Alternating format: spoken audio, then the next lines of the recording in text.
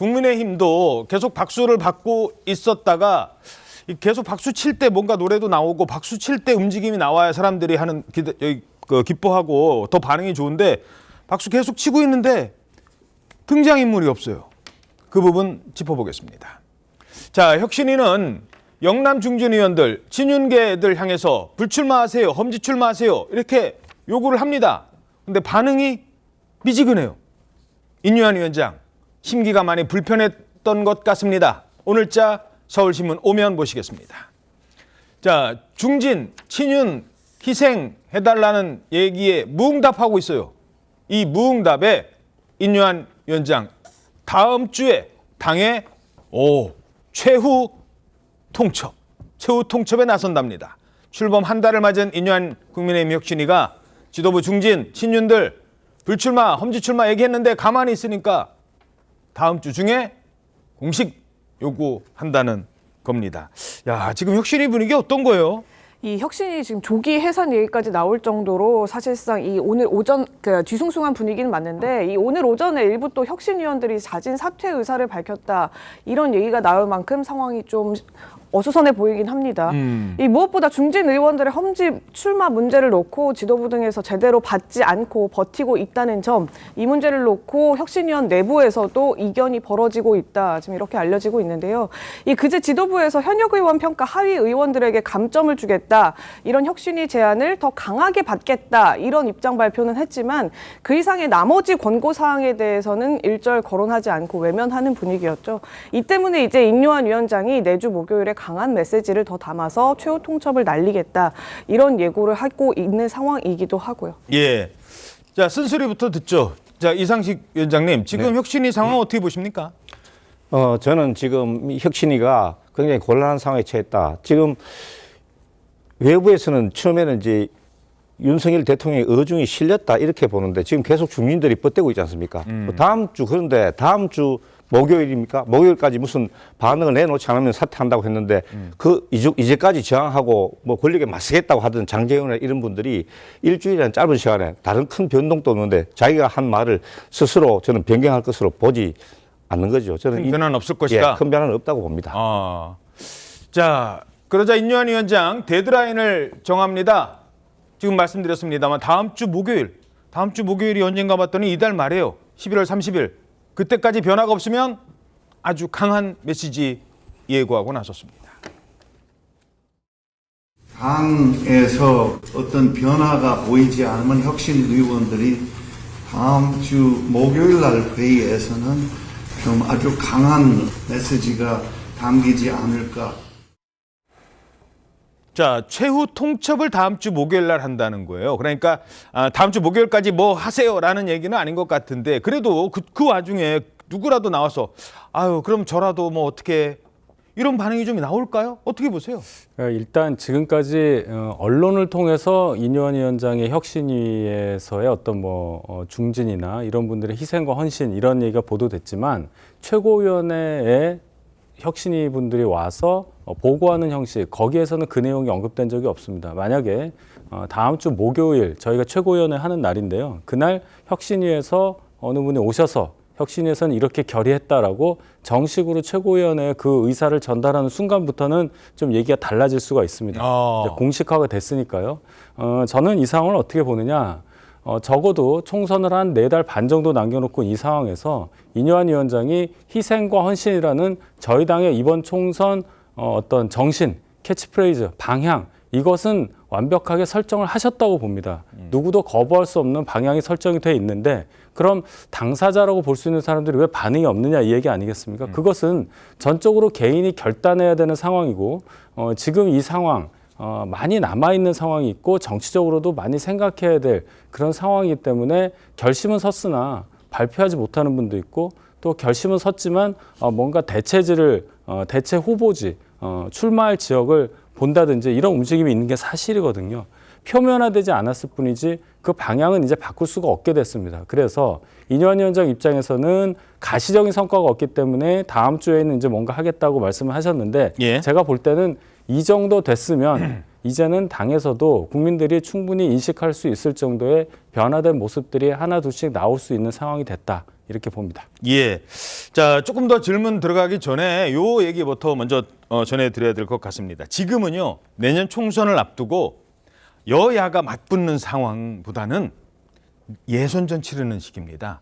당 내에서 내가 공천을 받을 수도 있고 내가 공천을 못 받을 수도 있는 상황이에요. 그러다 보니까 어떤 문제가 생겼을 때 민주당에서 최강욱 의원 발언 나왔을 때 누구는 비판하고 또 누구는 비판하지 않습니다. 어제 의원총회에서도 여러 의견이 나왔던 거예요. 당 내부에 예선전 치르는 시기이기 때문에. 국민의힘도 마찬가지입니다. 지금은 내가 공천이 되느냐 안 되느냐, 내가 정치권을 떠나느냐 안 떠나느냐의 문제이기 때문에 여야 간의 문제가 아니라 우리끼리 싸울 수도 있는 상황이라는 겁니다. 자, 그런 의미에서 인유한 위원장 지원군으로 나선 사람이 있습니다. 저 충남에 있는 분인데 김태흠 충남 도지사가 이렇게 말합니다. 혁신위원장님, 논개가 되세요. 한 가정에서도 이 어려움에 닥쳤을 때 이 부모들, 어른들이 먼저 희생과 헌신을 하잖아요. 그런 측면에서 중진들이나 아니면은 좀 더 책임 있는 분들의 희생과 헌신이 저는 우선돼야 된다 하는 그런 원론적인 얘기입니다. 그리고 또 당연히 그렇게 된다고 생각을 하고 있고. 논개가 옛날에 어떻게 했어요? 끌어안았죠. 끌어안아가지고 자기 몸을 던졌지 않습니까? 그러한 여러 가지 방법이 있다고 봐요. 최후의 그런 결단 뭐 이런 것처럼 그런 방법은 여러 가지가 있잖아요. 소위 이 벼랑 끝에서 서 있다라는 그런 심정으로 열심히 좀 하시는 게 좋지 않겠느냐. 자, 논개가 돼야 한다. 이건 무슨 얘기일까요? 그냥 뭐 마지막 최후의 수단까지도 다 각오하고 실제로 그렇게까지도 해야 된다. 그러니까 지금 처음에 혁신이 들어왔을 때부터 김기현 체제는 혁신위가 무너지면 김기현 체제도 무너진다라는 얘기가 있었잖아요. 사실 김기현 체제가 혁신위에서 제안한 것을 받아들이지 않으면 자기 모순, 자기 부정이기 때문에 그 이후에는 권위가 설 수가 없어요. 그러니까 혁신위의 최후 통첩도 그걸 전제로 하기 때문에 혁신이 조기 해산되면 김기현 체제만 유지되는 것도 어려워지거든요. 김기현 대표 같은 경우는 이번 총선 승리에 자기의 정치 생명을 걸겠다고 이미 공언을 했는데 혁신위에서 지금 하는 얘기는 국민의 그 열망하고도 부합을 하거든요. 이걸 외면해놓고 총선에 승리하겠다? 이거는 뭐 뚜껑 열어봐 뻔한 얘기잖아요. 그때까지 기다릴 이유가 없기 때문에 아마 조기 붕괴될 가능성이 있어요. 그러니까 그것마저도 두려워할 필요 없다. 논개가 되는 게 인유한 위원장의 혁신위도 가능한 얘기고 혁신위가 그렇게 희생하고 인유한 위원장도 지금 자기 출마에 대해서 다 내려놨다고 얘기하잖아요.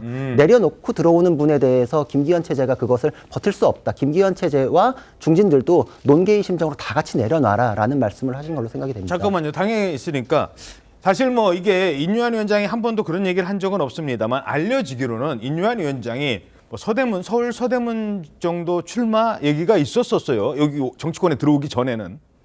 그러다가 지금 이제 본인이 계속 뉴스의 중심이 되니까 저 출마하려고 그러는 거야? 본인 정치하려고 하는 거 아니야? 라는 오해를 살까 봐 나 출마 안 하겠습니다. 그러니까 쉽게 말해서 나도 논개처럼 나도 희생하겠습니다. 지금 그런 얘기가 나올 수도 있는 타임이라는 거예요? 그렇죠. 뭐 논개까지는 아니더라도 본인이 적어도 정치하기 위한 발판을 삼기 위해서 혁신위원장 하는 건 아니다. 나는 원하는 거 하나도 없으니까 적어도 당의 혁신을 위한 본인의 진심을 알아달라 뭐 이런 차원 아니겠습니까?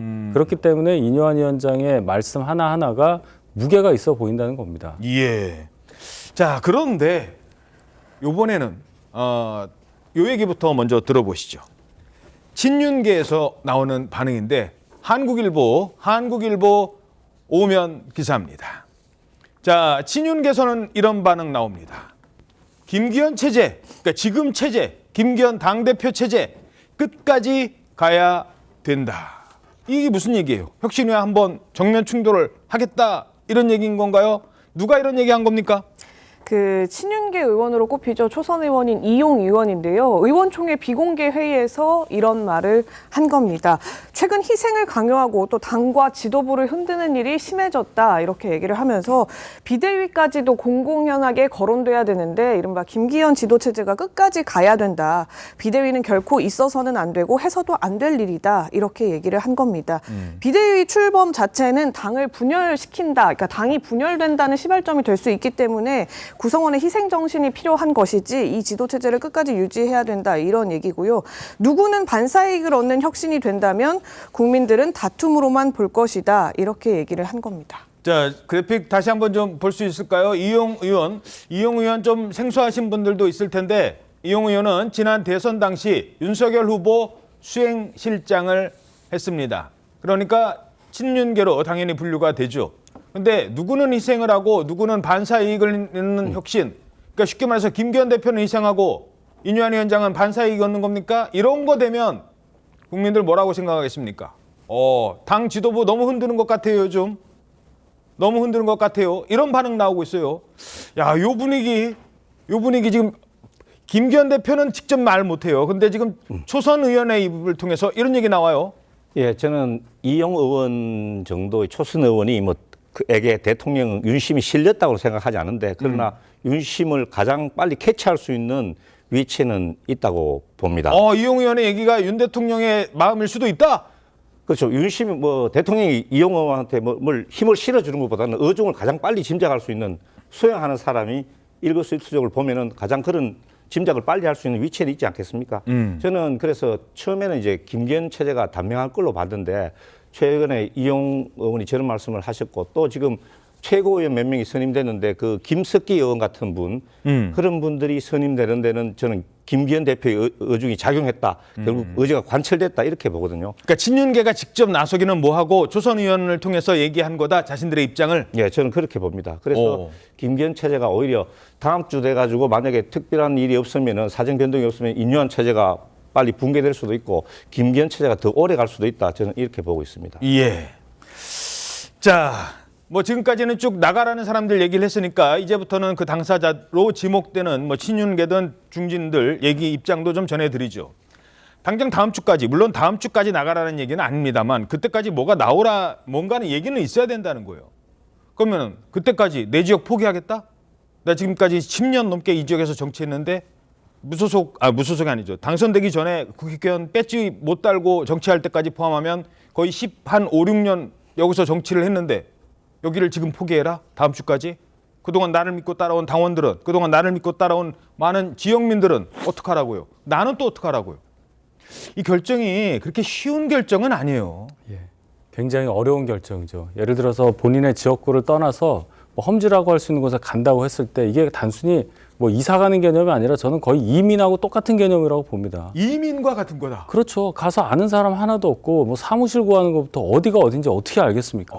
말만 같이 쓰는 거지 안 가본 데 가면 똑같습니다. 그렇기 때문에 결정하기 어려운 거고 또 하나는 그동안 정이 들고 또 본인을 지지했었던 그 지역 구민들과의 관계 이 사람이라는 게 그렇습니다. 사람 관계를 그렇게 단칼에 끊을 수가 없잖아요. 그래서 시간이 필요하다는 말씀도 제가 드렸고 어떤 계기 어떤 상황이 성숙돼야 이게 되는 거지 인유한 위원장의 혁신위에서 이렇게 해라 저렇게 하라고 말한 거에 따르지 않는다. 그래서 따라야 한다. 이걸 실행하기는 어렵다는 얘기를 제가 아까 드린 겁니다. 그러나 아까 말씀드렸듯이 방향은 설정돼 있기 때문에 결국 시간의 흐름에 따라서 이 흐름은 막을 수 없게 되고 결국은 지역구를 옮기는 분도 나올 수 있을 거고 또 출마 자체를 안 하는 분도 나올 수 있을 거고 그런 움직임이 이번 주, 다음 주부터는 좀 가시화되지 않을까 하는 생각이 든다. 이 말씀을 드렸었습니다. 너무 개인적인 질문인데 뭐 내가 서울의 어느 지역이라고는 말씀 안 드리겠습니다. 혹시 오해를 살까 봐. 네. 지금 서울의 한 지역에서 계속 정치하시고 계시잖아요. 네. 지금 몇 년 하셨죠? 거기서만 해도 벌써? 5년 됐습니다. 그렇죠. 예. 아직 뭐 여의도에 입성은 안 하셨습니다만 네. 근데 이 지역 지금 그런 분들도 자 여기 떠나라고 하면 떠나시겠어요? 못 가죠. 그게 솔직한 심정이라는 거예요, 사실. 그렇습니다. 예. 그래서 하나 더 기왕 질문 드린 김에 드리면 지금 말은 안 하고 있지만 사실은 그래 그럼 내가 뭐 예를 들어서 영남을 떠나면 어디로 갈까? 그래서 수도권 어느 지역을 좀 알아보시는 물밑으로 알아보시는 분들도 없지 않아 있을 것도 같아요. 제 추측이 혹시 틀릴까요? 저는 들었습니다. 그런 움직임이 있는 걸로 들었고 그것을 막 심각하게 그럼 이 지역은 어떻고 저렇고 이게 아니라 그럼 어디를 가야 되느냐 뭐 그런 형식으로 굉장히 당황스럽게 해서 그냥 찾는 수준이지 분석을 막 해서 내가 여기 가면 당선 가능성이 어떻게 해도 지금 이 상황도 아닌 거죠. 그렇죠. 이민 가방 아직 살 시간도 아직 안 돼요. 그렇죠. 그죠? 뭐가 뭔지 모르니까요. 지금 그런 상황이라는 점도 함께 말씀 전해드리겠습니다.